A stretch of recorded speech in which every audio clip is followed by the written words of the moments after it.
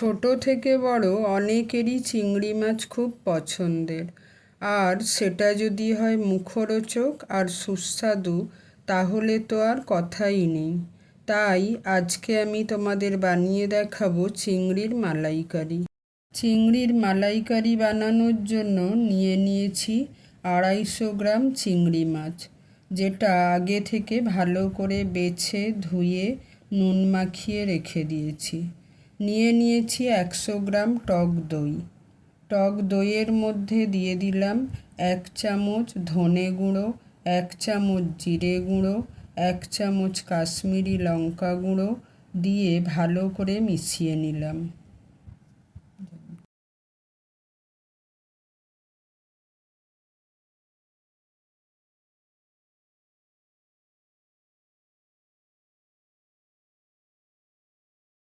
এবার একটা পাত্রে কেটে রাখা একটা গোটা পেঁয়াজ নিয়ে নিয়েছি, 2টো কাঁচা লঙ্কা, 4-5 কোয়া রসুন, অল্প পরিমাণ আদা, 4টে লবঙ্গ, 2টো ছোটো এলাচ, 1 টুকরো দারচিনি।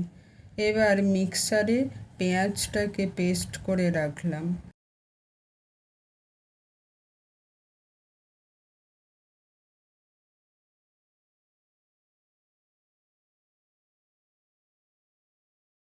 তারপর আদা, রসুন, কাঁচা লঙ্কা আলাদা করে পেস্ট করে নিলাম।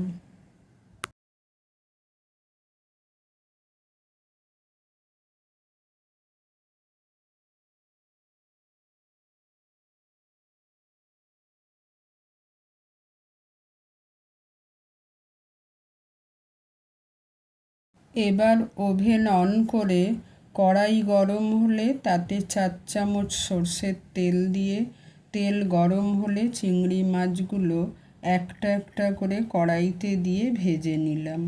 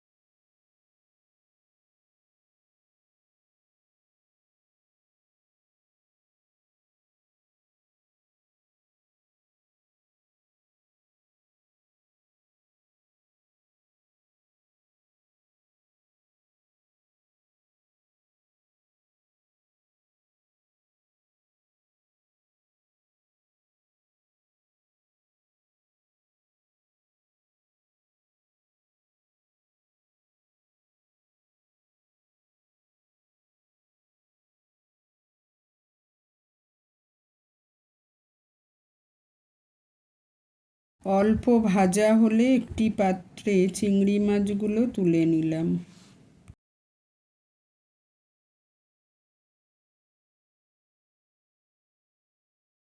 এবার ওই তেলের মধ্যে দারচিনি, লবঙ্গ, ছোটো এলাচ ফোড়ন দিয়ে পেঁয়াজের পেস্টটা দিয়ে দিলাম।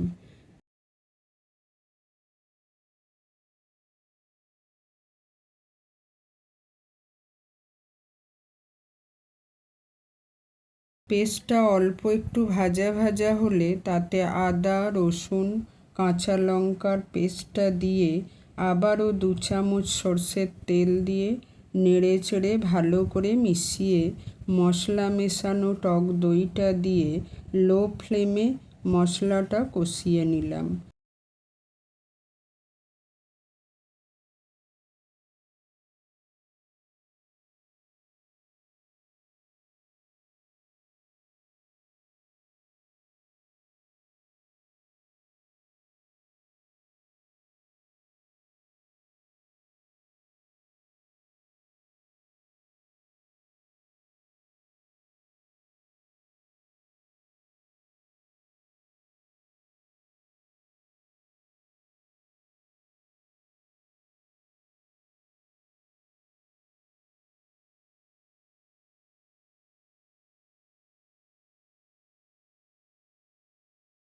কিছুক্ষণ পর মশলা থেকে তেল ছাড়তে শুরু করলে তাতে 2 চামচ চিনি দিয়ে দিলাম।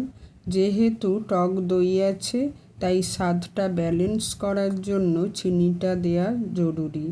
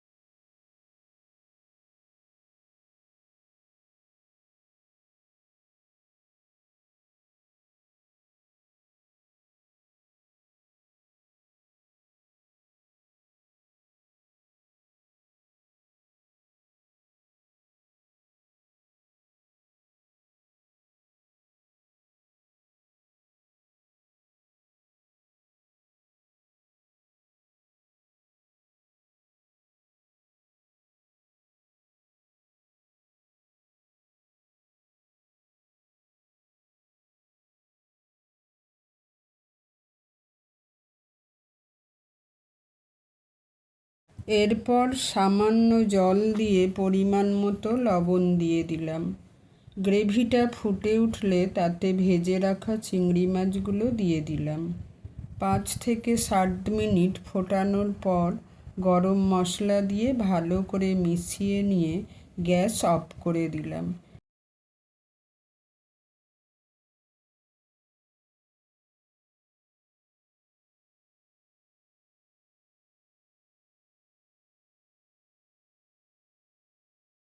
এইভাবেই বানিয়ে ফেলো সুস্বাদু চিংড়ির মালাইকারি।